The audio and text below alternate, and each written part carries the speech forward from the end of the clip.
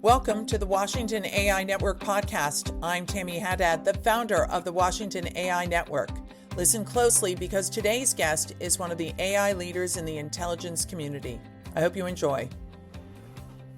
Welcome all of you to the House of 1229. How many folks are new here? Okay, great. Now you know the ladies have it. Welcome. Enjoy the night. I'm so glad you could all be here. Sachiko Kuno, who I think some of you know, great scientist, wanted to create this place to have, I think we need to kill the music. Okay, great. But, and she liked music too. She actually has Evermade. But the idea was to bring women leaders together. And the idea is to have a place where women leaders can come together. Kathleen Buell, who some of you know, has put this place together and really created it a wonderful place. We are so glad you're here. And the idea was that we would bring, government leaders, civil society, all the amazing people, Bob Woodward, to have all come here to talk about big ideas and what's going on in Washington and how we can make a difference. And I'm so thrilled that Admiral Whitworth is here, the head of the National Geospatial-Intelligence Agency. Let's give him a round of applause. Thank you so much for being here. You are the first admiral here, as far as we know, but Teddy Roosevelt lived here when he was under Secretary of the Navy. How about that? Same wallpaper?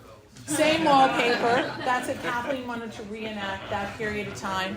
And I'm so glad you're here. And Washington AI Network, we are here to bring people together to talk about AI. It's changing all of our lives in every which way we can't even dream of. And you are on the cutting edge of all of that, and very, very important intelligence agency.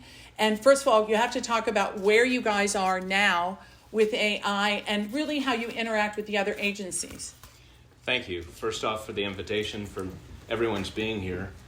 And this is glorious, an absolutely beautiful environment. So for something this important, let me just back up a little bit about NGA, just in case people don't know NGA. So we are in charge of the visual domain as far as intelligence agencies are concerned for both the Defense Intelligence Enterprise and the entire IC. I'm what's called the functional manager for geospatial intelligence. We have about 14,500 people. The majority are in the Northern Virginia area. About 9,000 or so are there. And then we have 3,500 in a concentration area in St. Louis, 500 in Denver, and then the swing arm, the difference maker, as far as I'm concerned, of about 1,500 people that are at all the points of light that we have in DoD, especially those combatant commands, the services, sub-unifieds, they're all over the place. And that's what really makes us a combat support agency. We're more than just an intelligence agency. We're a combat support agency, and we're co-located, breathing the same air, in the same meetings with those COCOMs, for short, COCOMs, combatant commanders, learning what they need to ensure that we collect on the right things and that we exploit the right things on time. So you have two bosses, though, right? I do. I work for the Secretary of Defense as well as for the Director of National Intelligence. On the DoD side, I report directly to the Undersecretary of Defense for Intelligence and Security, that's Ron Moultrie. But almost all of my emails go to two people at least. Sometimes I throw in the chairman there just to ensure that, that he's aware too. Can you talk about how you're using AI? Absolutely. So there's an interesting story here. We're not new to AI at NGA. I'm not going to speak to how much the intelligence and the terabytes from space have increased over the last 15 years. I won't give you an exact number on that, but it's been substantial. And yet the number of personnel assigned to the task of breaking that out, telling the tale of what's happening on the ground has not gone up substantially in the last 15 years. So we've had something called computer vision, which is effectively using an algorithm to go through the imagery on your behalf to then triage, cue, humanize to an opportunity. I need you to take a look at this, says the machine, okay? Right. The issue here is that you have to train the machine. This is the ML portion of what we're all here to talk about. And that's where we're very unique. The buck stops with us relative to the proper training of the machine. So you have to take the best in the business to ensure the machine learns correctly. And how do you do that? Well, this is where wetware comes in, because when you have people, and I signed letters of appreciation for people who have been at NGA in excess of 40 years all the time.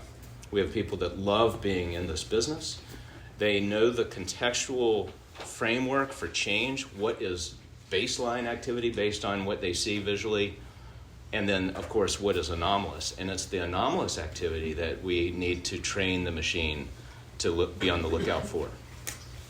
So the idea here is to be able to scale with further growth. As I mentioned, the number of terabytes coming from space has gone up precipitously. Exponential is going to be too strong a word, but over the next 9-10 years, it's getting very steep in the number of terabytes that will come from space. So how do you scale accordingly? This is where a more concerted AI ML effort is needed. So I'll introduce Maven here in a few seconds, but just to kind of give you an idea of what we're talking about. Most Americans, I think, will probably relate to computer vision and to the art of detection by a machine when they experience global entry. If you're or let's say you're on an international flight and you're amazed that the machine recognizes you and confirms that you are who you think you are. So some labeling has occurred. Some labeling has occurred during the course of training that machine. If it were only that easy for us, because now let's think about what that particular machine has done. It's taken an image with very little else other than your mug. That's about 80% of the field of view of that particular image. 80%. That's not what we're dealing with. When we talk about taking pictures from space, and I don't want anybody to apply this mathematically and try to now derive the resolution of a typical satellite image, because it will not be correct. I'm giving some generalities here. Okay. We're looking for things, activities, pieces of equipment that are 0.002% of that field of view. So to say that we're looking for a needle in a haystack is not saying it strongly enough. We're looking for a needle in a bunch of needles, okay? So this is the scale problem that we have, especially as you start having more and more images in multiple types of images, especially like synthetic aperture radar, which happens with even more periodicity. Electro-optical, of course, the thing that we typically associate as a normal picture. There are going to be other mechanisms that we use for even higher end forms of imagery. So when you think about that, that's why we have to have AI. I probably will not have more than 14,500 people, all these wonderful people doing what they do. We need to actually concentrate on training that entry-level machine. And it will always be an entry-level machine. But it's not going to get tired. And it's going to run maybe while we're asleep.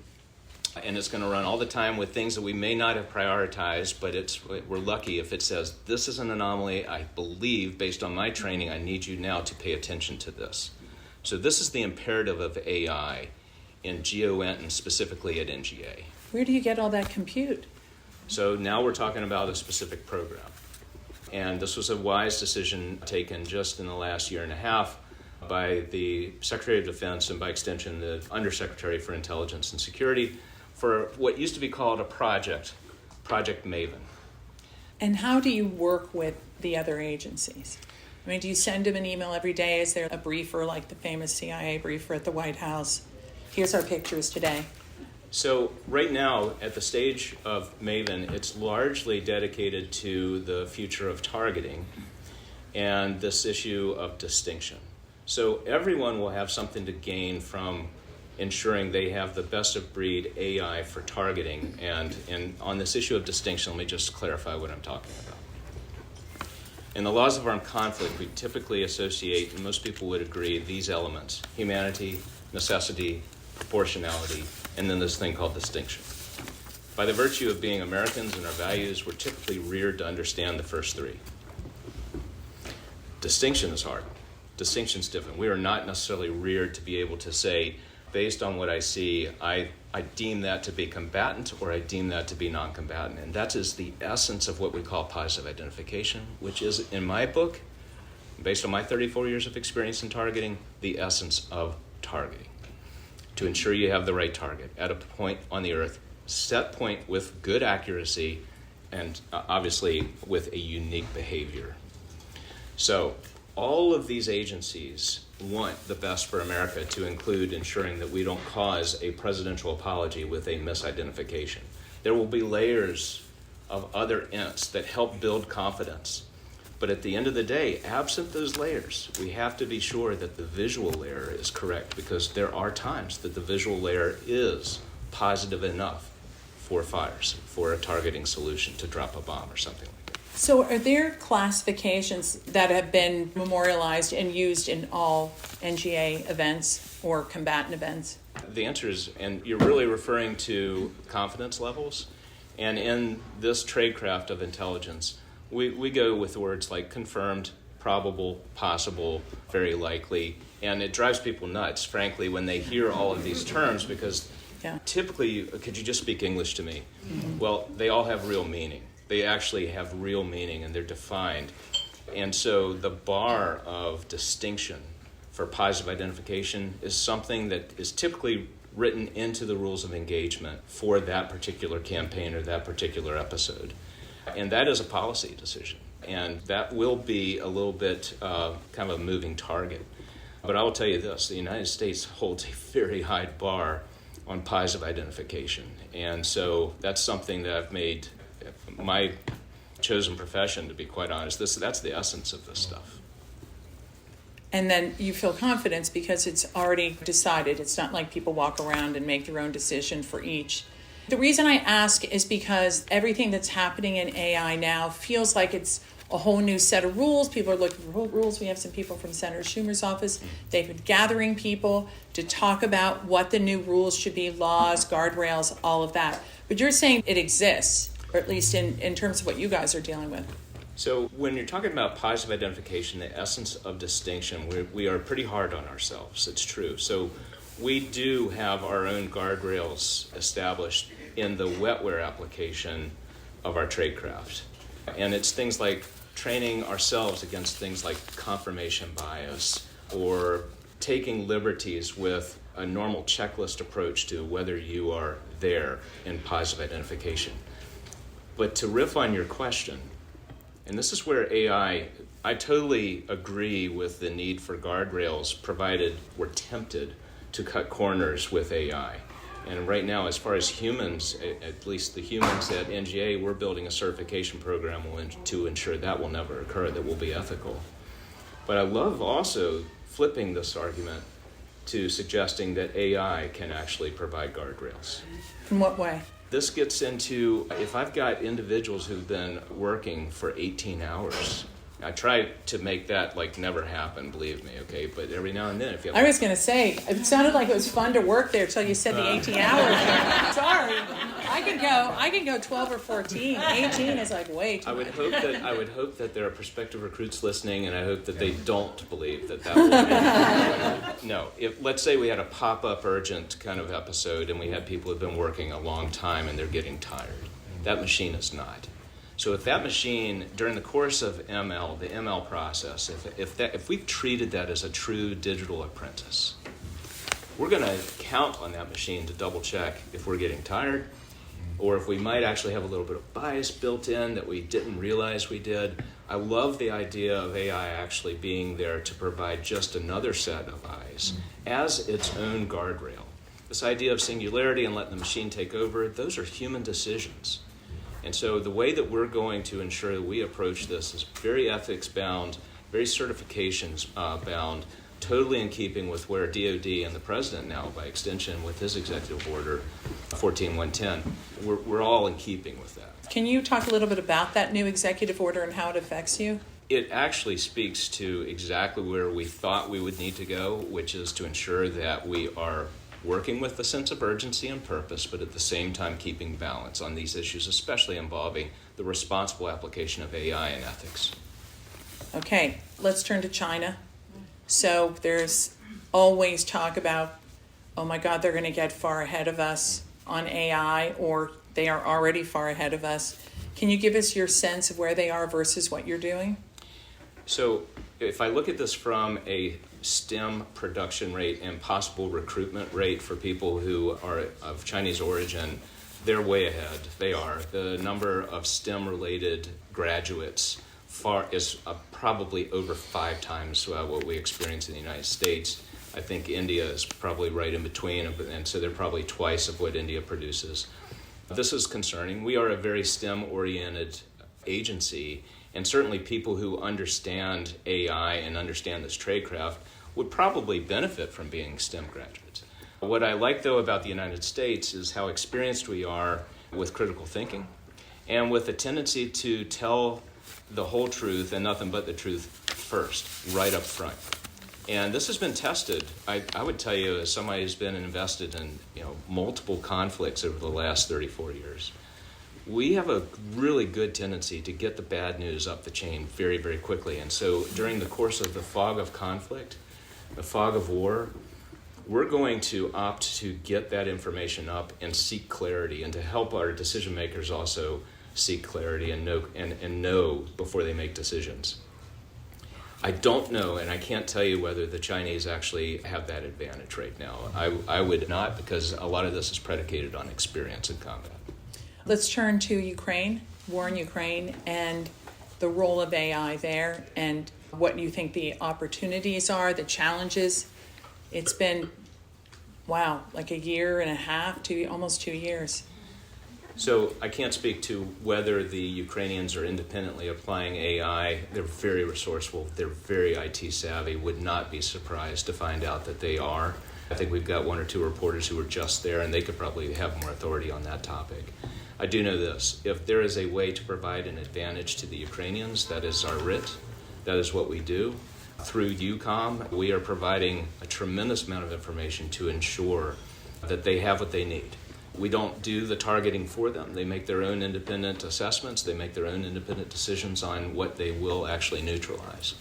But we have a responsibility, as the President has stated from the beginning of this, to ensure that we're not holding back in the information that they need to make good decisions. Have you learned anything from this conflict? I've learned how important it is. And I had the advantage of having been the J2 for the chairman. At the time it was Chairman Milley. When we received the first indications that we were going to have some sort of an invasion, right through the invasion in the first half year to a year of this conflict. So I was a principal consumer of NGA material and NGA assessments. And I've used this in other forums, but I'm going to repeat it. Ultimately, as far advanced as we are with our power of presentation, with showing movement on computers, and you could take a laptop in or a tablet, we sometimes like just going with that good old-fashioned 2-dimensional map. And there is this thing called There's an NRO person here, by the way. Right. And we have cartographic experience as well. So if there's a map that is authoritative, typically it's produced by NGA, at least for military purposes. And we made this thing called the Big Green Map. And this is while I was still at Joint Staff, that took all of the INTs and combined it into something that was just 2-dimensional and relatively compact, that anyone who walked into any environment who needed to tell the story of what's happening on the ground always had the Big Green Map. I'm very proud of that, because while NGA ultimately put the trons onto a piece of paper and actually printed this, it represented the team of the IC. And all the insights that came from everyone, whether it was SIGINT or it was HUMINT or obviously GEOINT, it was the culmination of a team effort. And we're very good at that, both with something that is 2-dimensional like a map, or something that's living and breathing like a geographic information system, a GIS system. And that's where, if there are people who are listening during the course of this podcast and thinking about, well, what am I going to do with this geography major, that's just this specialization in data science or GIS? Oh, they have a place to make a difference at NGA. So the rest of the world is worried about deep fakes, fake everything. Mm-hmm. You have more data, we've learned, than anybody else in the whole world. Is there anything that you're using that could be used for commercial purposes, or for my 16-year-old daughter, anything that translates? Right. And by the way, get your questions ready. So we're going to take some audience questions. This issue of validation is very important. I appreciate your asking it. So one of the things that we do have is a group of people dedicated to open source imagery. And there's a lot of it out there. And as you know, an image can be very powerful, especially if it's misleading and the consumer doesn't realize that. So what we do is we go through, and it's typically from social media, it might be through the press, but typically the stuff you want to double check is that stuff that comes through unevaluated press or some social media that may not be as reputable. But if it's really important, then we will actually put that product out with a validation index. So we're looking for other indications of maybe some manipulation, some forensics in there. We're looking for evidence on the ground that's not quite right relative to what we know is on the ground. And I tasked them about a year ago, this team, I said, hey, don't just put it out as a little product. Put a scale on there. 1, invalid. Absolutely not. We're finding things inconsistent with reality, inconsistent with the truth. 5, valid. Everything seems to be checking. I have found that our consumers have really enjoyed at least having a hint of whether that's something that is correct or not. And I've said this all along. I think you would appreciate this. You started in the intelligence business, Mr. Whitworth. That's investigative reporter Bob Whitworth from the front row. We could trade with any journalist, and after going through the sourcing and going through some of the methods, probably trade jobs within a couple weeks. It's all about the sources you use. Otherwise, how about tomorrow? It's all about corroboration and evaluating your sources, right? Mm-hmm. So, yes, but I was you referred to pop-up episodes. Could you give us an example of a pop-up episode? It sounds like journalism. It can be, and you know how emotional some of these images can be. So if there is an image that is fomenting potential violence or unrest, we're going to want to make sure that that's a correct image. So I let our team evaluate. We can't evaluate every single image, but for the ones that we think would have a policy implication or a violence implication, we have a duty there. And I love that I'm surprised sometimes by what the team actually puts out and chooses to become a bit vulnerable with this validation index.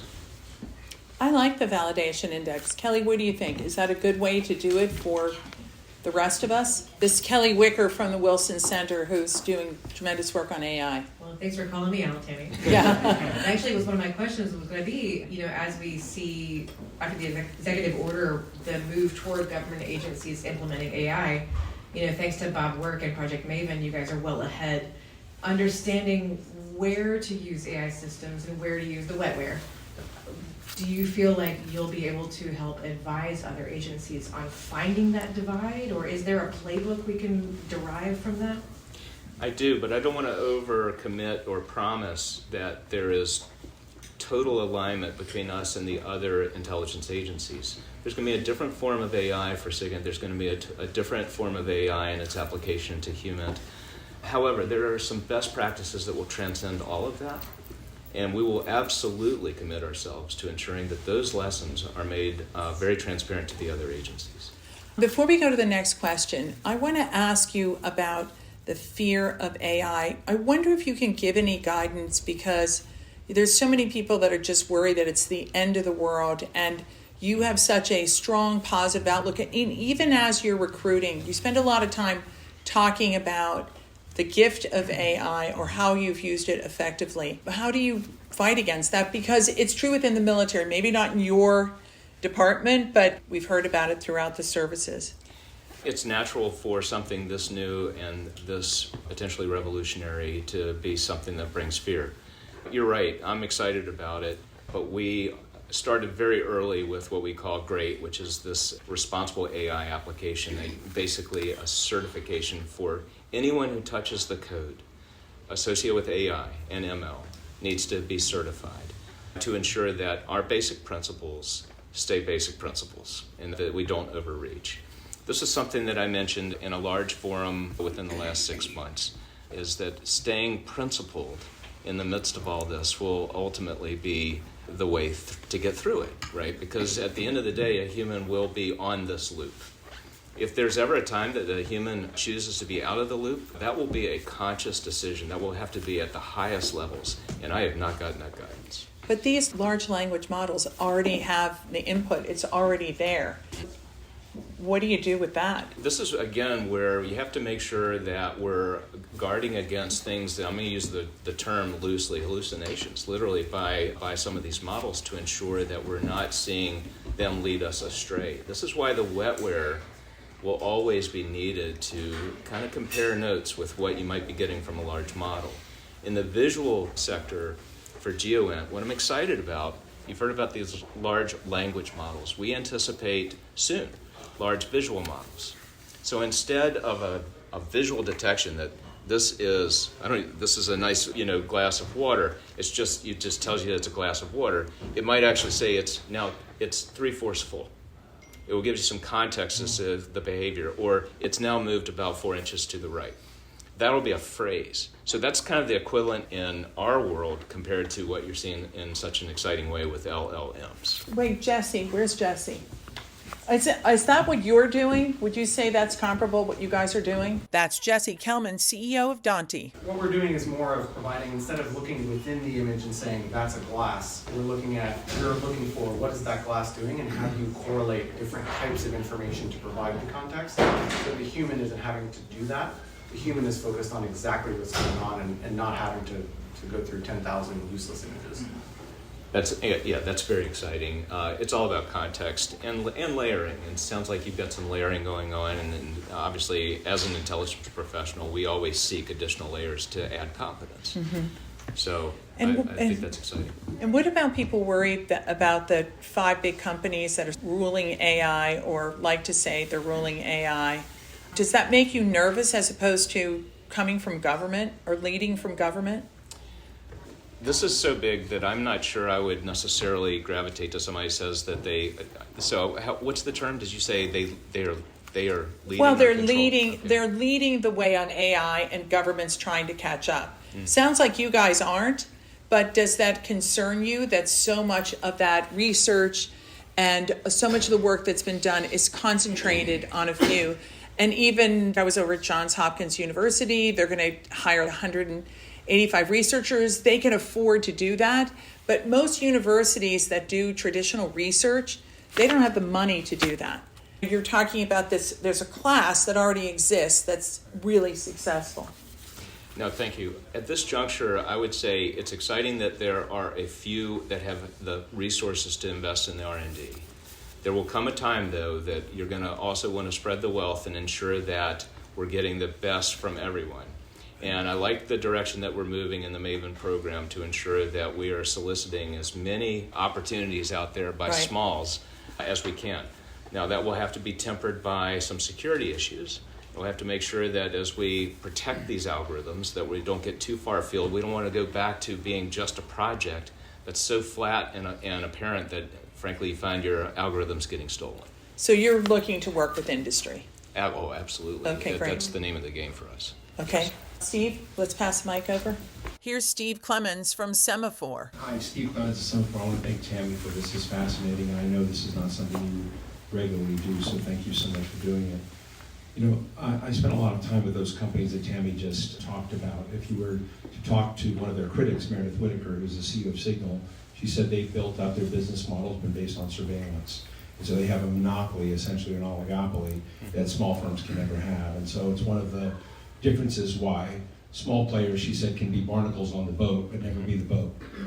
But the thing I'm really interested in is the next generation of this. And if you talk to competition between Google and the big players in this area, they said the next arena is the hypercloud, not the cloud. The hypercloud is the place that big data, AI, quantum comes in, and hyper reward is managed in the hypercloud. It's the next big defense industry sale. And it's what they see happening on the ground in Ukraine.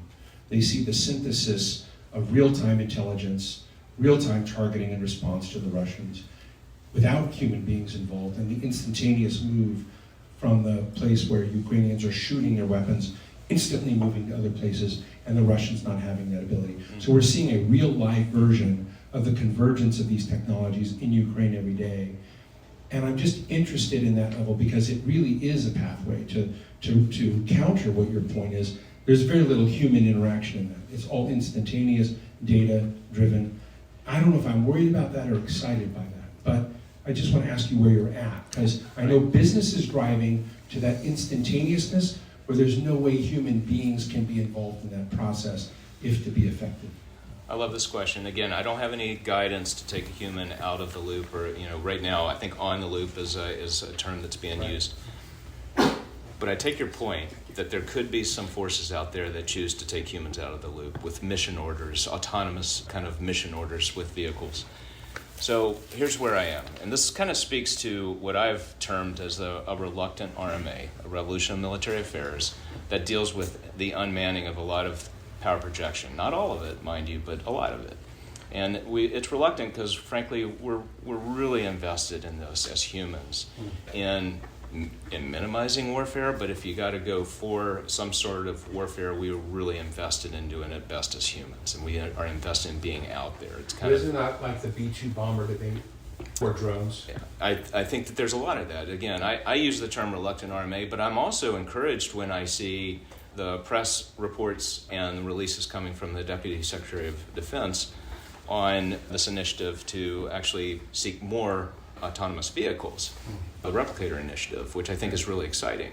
So if we're worried about the potentiality of the potential of a foreign actor going for autonomous mission orders, I have written and spoken in 1 or 2 speeches about maybe an offset of autonomy from a self-defense perspective. So there, the wetware will still be necessary to train the algorithm to now go after these particular autonomous vehicles as a way of neutralizing that. I could see that as a new way of thinking. That's brand new. That's very, very hypothetical.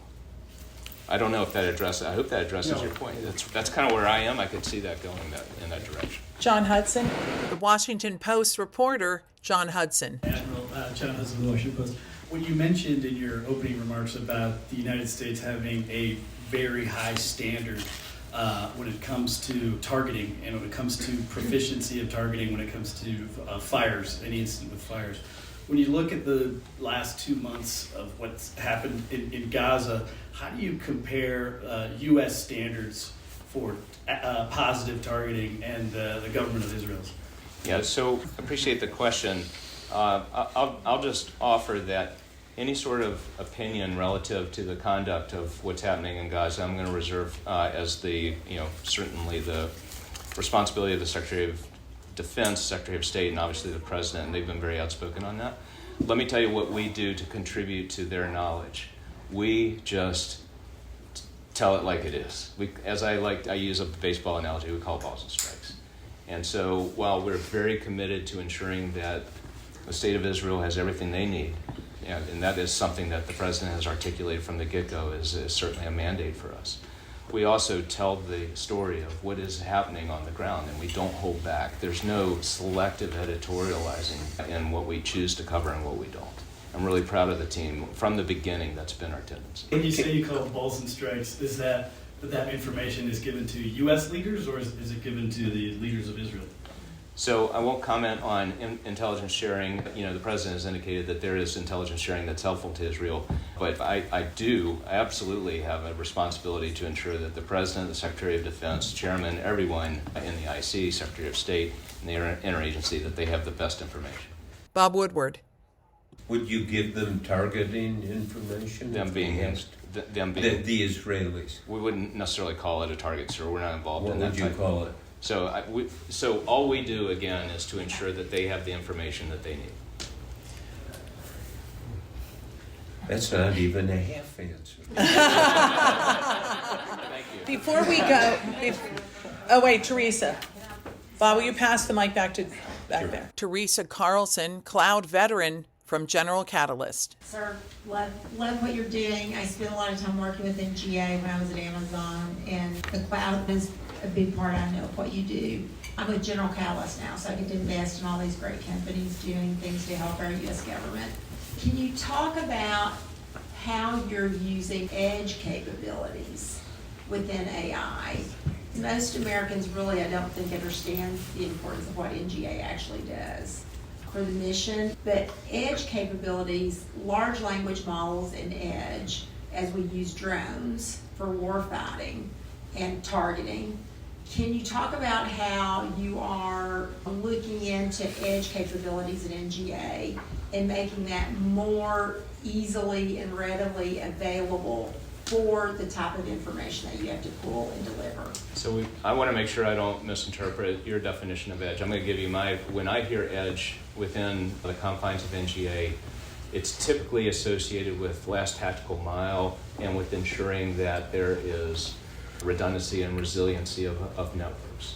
As I mentioned, we move so many ones and zeros, we have to be able to ensure that if that is denied in one particular portion of the network, that it doesn't bring down an entire network. And so we have chosen a joint regional edge node approach that will be instrumental to ensuring that if we lose something somewhere, you don't lose it all. I hope that makes sense. It does, and through satellite capabilities now as well, you're using that more readily with edge. In the field, with our military, they have compute capabilities, but now their ability to take advantage of AI through large language models with that same edge capability in the field with the warfighter. So through exercises especially, so as we develop some of these applications and make them through graphical user interfaces, GUIs, to ensure that a normal user can actually use it with an advantage. What's a GUI? So that's like the application that's on your screen. So as you manipulate and you enter data, that's an interaction that you're having a graphical user interface. So a GUI. Mm-hmm. Maven has one that's called Maven Smart System. And it's actually something that is relatively easy to use, and we do exercise with the Maven Smart System. And so sometimes we get so attracted to the GUI, we forget about the level of compute and the power of what goes into the output. Now, that's what we get very excited about, but believe me, we have a lot of consumers and combatant commands are excited about the GUI, about the Maven Smart System. And that's okay. That's okay. As a targeting professional, you want something that keeps your workflow organized. And that's the power of a GUI, is it keeps you organized as you also have this huge compute power. Do you use the GUI for climate change? I think people are learning so much about what you do based on that you're showing us how things have changed. No, this is a great question because while we don't use Maven Smart System or Maven for this, we use an aspect of AI relative to ICE. And we have a responsibility to show change. To ICE, but not ICE at DHS, right? That's right. Just to be clear, for those who aren't paying particular attention. Thank you for that clarification. Thank you. We're talking about ice at the poles and the change of the Earth, right? And so then the amount of change at the poles is obviously substantial. A lot of people don't realize we have a responsibility for mean sea level. We have a responsibility for what we call WGS-84, the geodetic system for the Earth that we use for all of our maps as to what is the precise place on the Earth that something's happening. We do that. So when you're talking about elevation models and ice, you're talking about a lot of data, especially from synthetic aperture radar, tons of data that's showing that the ice is changing compared to, say, sea level and that above sea level. We have established something called digital elevation model, and we have put that out now. It took some changes in the contractual terms, but now we're putting it out to academia so that everyone has access to that. That's very, very powerful for people who are looking at the rate of climate change. Bob Woodward. How screwed are we?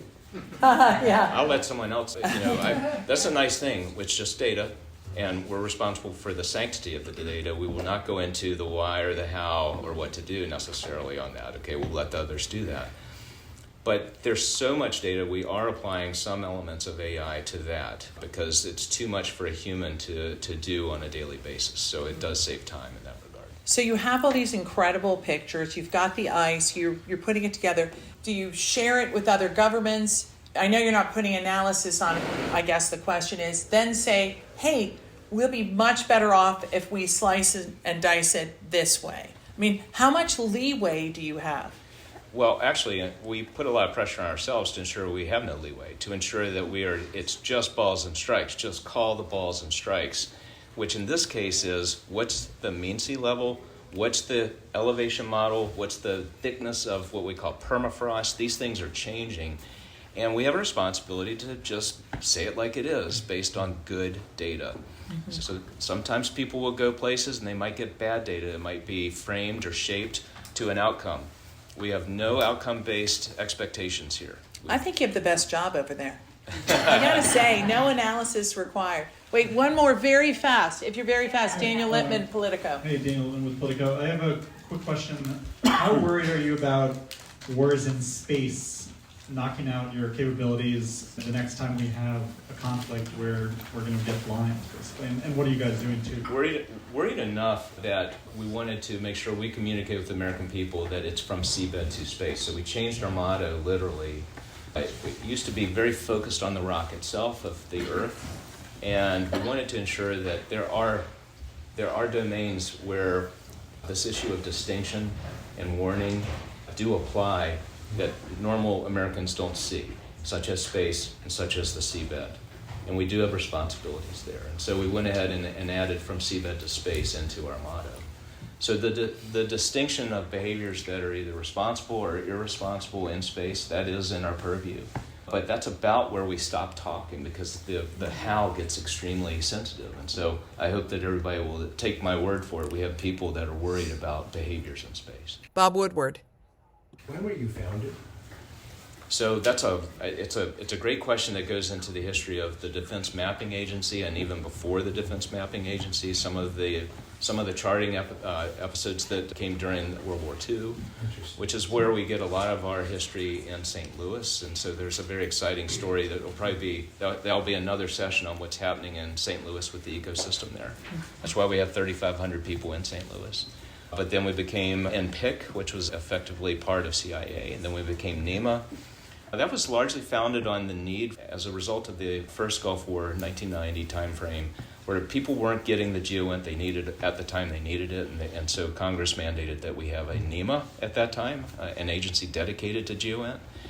And then it was renamed to NGA, which was the combination of those cartographic responsibilities of DMA with NEMA, and we became NGA. And so GeoInt is kind of the all-encompassing term now. Well, thank you so much. Please join me in thanking everyone. It's absolutely fascinating. So appreciate your time. Thank you. Looking for the perfect gift this holiday season? Or just a sweet way to treat yourself or someone special? The Washington AI Network is proud to support the mission of DogTag Bakery. DogTag is a living business school for transitioning veterans with service-connected disabilities, military spouses, and caregivers. The program helps them develop critical skills to find renewed purpose, community, and to find success for themselves with greater confidence and direction. You can visit DogTag Bakery on Gray Street in Georgetown in Washington, or place an order online right now at dogtaginc.org. Support the mission. Their signature brownies and cookies will keep you coming back for more. Check out their holiday baskets, perfect for clients or family and friends. Thank you for listening to the Washington AI Network podcast. Be sure to subscribe and join the conversation. The Washington AI Network is a bipartisan forum bringing together the top leaders and industry experts to discuss the biggest opportunities and the greatest challenges around AI. The Washington AI Network podcast is produced and recorded by Haddad Media. Thanks for listening.